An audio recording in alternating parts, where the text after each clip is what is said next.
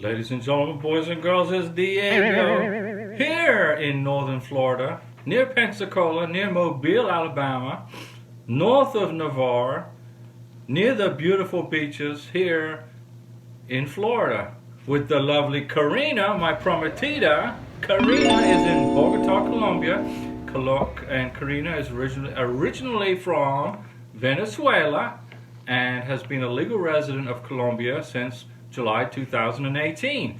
Now, you know, we've been engaged for a long time. She's my fiance. We're going to get married. We're in the K1 visa process, just like you guys are. And our K1 visa is at the USCIS Service Center in California. And we are patiently waiting for adjudication, just like you.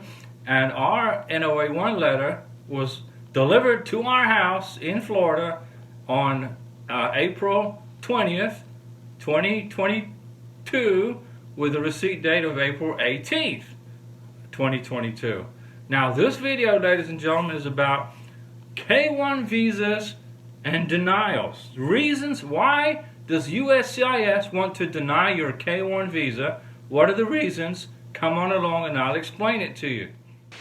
Now, a K1 visa is not a right, ladies and gentlemen. It is a benefit that is bestowed upon us by the U.S. government via Homeland Security at USCIS, okay? And these are some of the reasons that immigration will deny or block your visa, okay? Now, the main reasons they get rejected include, the number one reason is a suspect relationship.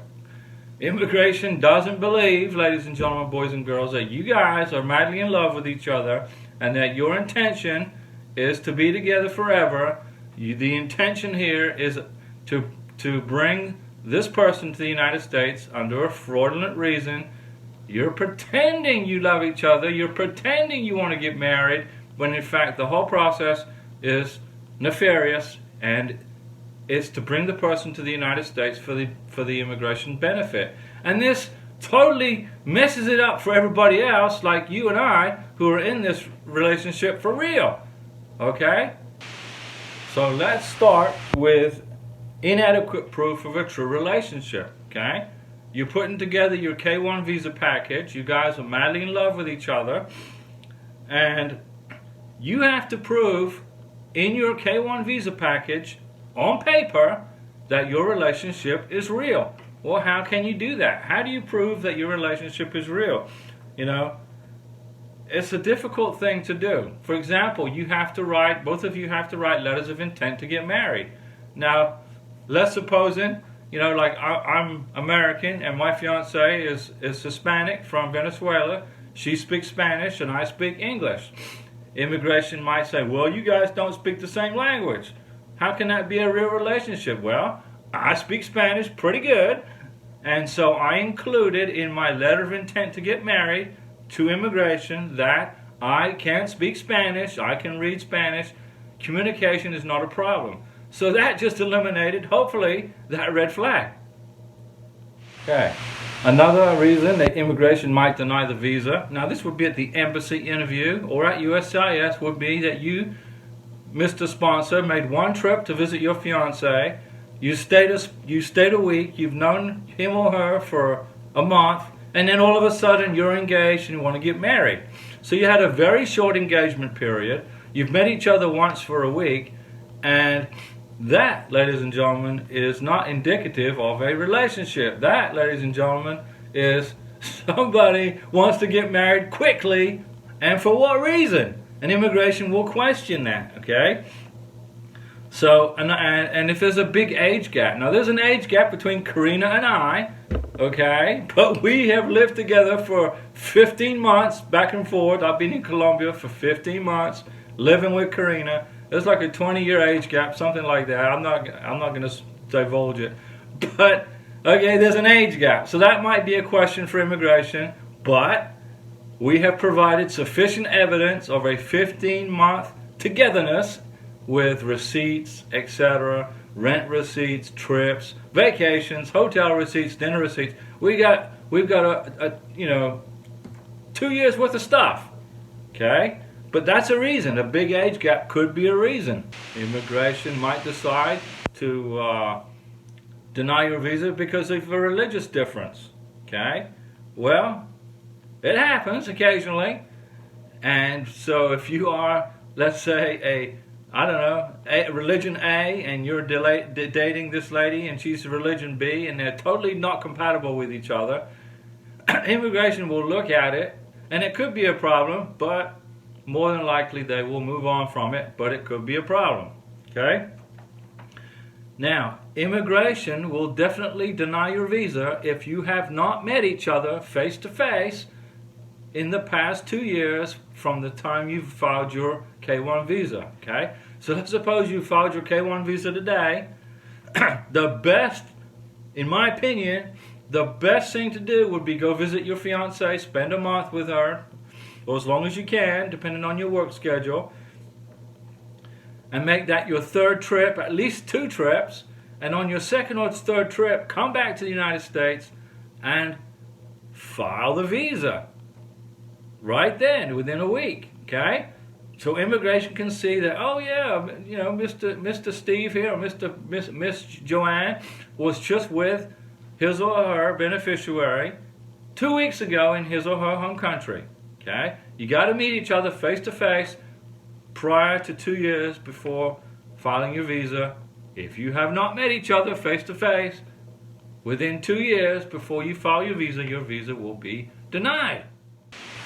Another reason, ladies and gentlemen, boys and girls, that your visa, your K-1 visa, could be denied is you, Mr. Sponsor, Miss Sponsor, do not make enough money to satisfy the immigration officer's mind that you are going to be able to support your beneficiary when he or she comes to the United States and you guys get married. Okay?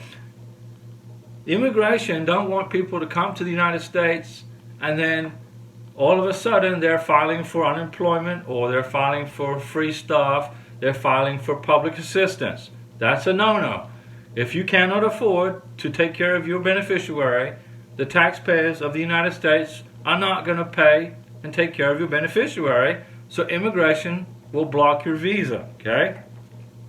And in March of 2023, I'll tell you this, when the new federal minimum guidelines come out for minimum income, I will make a video about it for a family of 2, 3, 4, 5, etc. So you will know exactly how much money it is you have to make as a minimum, at a minimum, to bring your beneficiary to the United States to get married.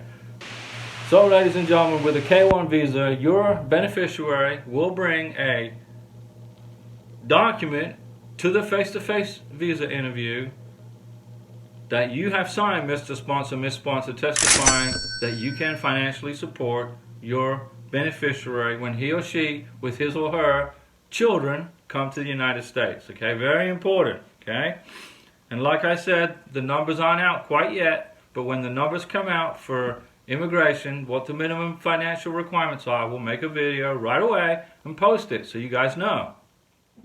Another reason immigration will deny your visa is because you have not demonstrated to the immigration officer that you promise that you will get married within 90 days, Miss Beneficiary, Mr. Beneficiary. You must demonstrate that you must have evidence to prove that you're going to get married within 90 days of his or her arrival in the United States. Okay? Or your visa could be rejected. No! Mr. Beneficiary, Miss Beneficiary, Mr. Sponsor, Miss Sponsor, you will write letters of intent to get married for your K-1 visa, okay? And then you will repeat these letters of intent to get married 2 weeks before your face-to-face visa interview at the embassy, okay? So you're going to write, basically it's going to be 4 letters total. One from the sponsor, one from the beneficiary in his or her native language, translated into English by a certified translator for your K-1 visa package. Original letters, signed, okay, not copies. And then 2 weeks before your visa interview at the embassy, you're going to redo your letters of intent to get married, just like I mentioned, originals, and bring them to the embassy interview, okay? Very important that you can prove and you have evidence that you guys are planning to get married. Now, I know it's difficult to plan a wedding when you haven't got a visa approved yet. You're up in the air, you're wondering what's going on. Just work the process as if your visa has been approved and you're planning your wedding, okay? All right. Make sure, Mr. Sponsor, Miss Sponsor, that you buy your fiancé an engagement ring and you present it to her or him duly, and that you include a photo of the engagement ring in your K1 visa package plus the receipt. You can white out the price if you want to, because the price is not important. The importance of it is the intent. Immigration will see the photo of the engagement ring and the receipt, and then they will see, okay, this is real, okay? Just an idea. Or you can also get letters of affidavit from family and friends testifying that you guys are in a real relationship. You could buy some wedding invitations if you want to, and include that receipt for those in your K1 visa package. I know it's difficult to do that when you don't have an approved visa, but I recommend it. Okay, another reason that a K1 visa will get blocked or denied is because you, Mr. Sponsor, are still married to somebody. You're not divorced. Or your beneficiary is married to somebody else. You could have somebody from country A married to somebody from country B 10 years ago, never got a divorce, didn't get it finalized, okay, which means that person is not legally able to marry you. Or you, Mr. Sponsor, or not Miss Sponsor, are not legally able to marry your beneficiary. So please ensure you include in your K1 visa package any and all finalized divorce decrees from both parties. Now, let's suppose your beneficiary was married to somebody and that person, her husband died. Get a copy of the death certificate, notarized, translated into English, and include it in your K1 visa package. If you are unable to marry each other legally, immigration will find out and they will block your visa. Do not, ladies and gentlemen, have a secret, hidden relationship. A common situation that crops up frequently with immigration officers, which will cast doubt on the veracity of your relationship or your connection to your fiancé, is a covert relationship. Now, I know I'm a private person.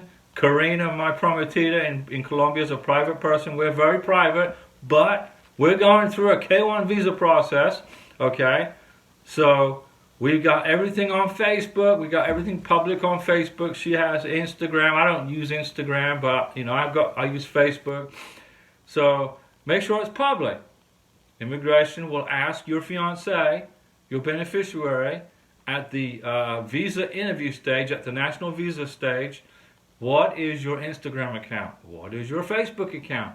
Do you have a YouTube channel? They will ask these questions, okay? Typically, your relationship is public knowledge to your friends, to your family, to your co-workers. It's not a secret, okay?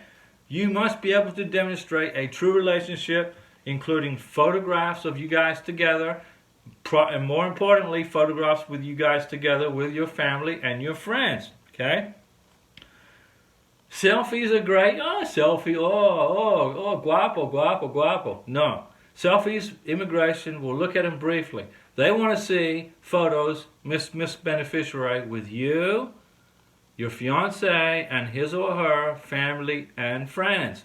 That shows that your relationship is not top secret and is not hidden, because a fraud relationship is kept in the shadows, right? Okay. Other reasons for your K1 visa to get denied would be having certain health issues. Now, I'm not saying that, it's going to be, more than likely, it will be a problem if you have a communicable disease. Now, I'm not saying like COVID or anything like that, but if you have a communicable disease, an STD that is a problem, that could be an issue for immigration, okay? If you miss USCIS deadlines, if you have an appointment at your embassy interview for this day at this time, and you don't make the interview, and you don't call the embassy and apologize or reschedule, your visa will be terminated. Boom! Immigration do not have time, ladies and gentlemen. They are so busy right now. They do not have time to wait for you to get your act together, to get your visas, to meet appointments. Now, Karina's in Bogota, Colombia, okay? When her visa gets approved, the National Visa Center will then send all her stuff by DHL courier to the U.S. Embassy in Bogota, and then Bogota Embassy will contact me and say, we got your stuff. It's my responsibility as the sponsor to schedule the visa appointment and the medical exam, okay? The embassy in Bogota, Colombia, do not schedule appointments. It's up to me as the sponsor, or Karina can do it, to get that scheduled, okay? Do not miss any scheduled appointments. It will be a bad idea. Another big reason a K1 visa gets rejected right off the bat is that you, Mr. Sponsor, forgot to sign and date the form. The USCIS form I-129F. You forgot to sign it because you're so excited, you're so happy, you're just elated that you're going to get this K1 visa package in the mail to the lockbox in Dallas, Texas. And you're so elated, you forgot to sign the form. Don't do that. If you forget to sign if you forget to sign the form, they will send it back to you and you have to start all over again. Okay? Also, don't exclude any pages. The USCIS form I-129F, okay, is 13 pages long. There's parts in the back that will not pertain to you, Mr. Sponsor, because you don't need a translator or whatever. 13 pages means 13 pages. If you send 10 pages because you don't need the last 3, there's a good chance your visa will get to the lockbox. It might make it to the service center. You could wait 13 months or whatever, and then your visa gets denied. And then what are you going to do? You're going to be hiring an attorney, and you're going to be filing an action to reopen the case, to include the 3 pages that you forgot, and that could cost you $3 to $5 grand with attorney fees. Listen to me. I will help you through this process. You will be successful. Be patient. Be strong. Okay? Those are some of the reasons that immigration will block your visa or possibly could deny it. Okay? Hang in there. Karina in Bogota sends you her best wishes. And we will see you very soon. It's 2023 in the United States of America. Your beneficiary will have her K1 visa embossed in on his or her passport, and you guys will get married. All right, hang in there, okay? I'll be back.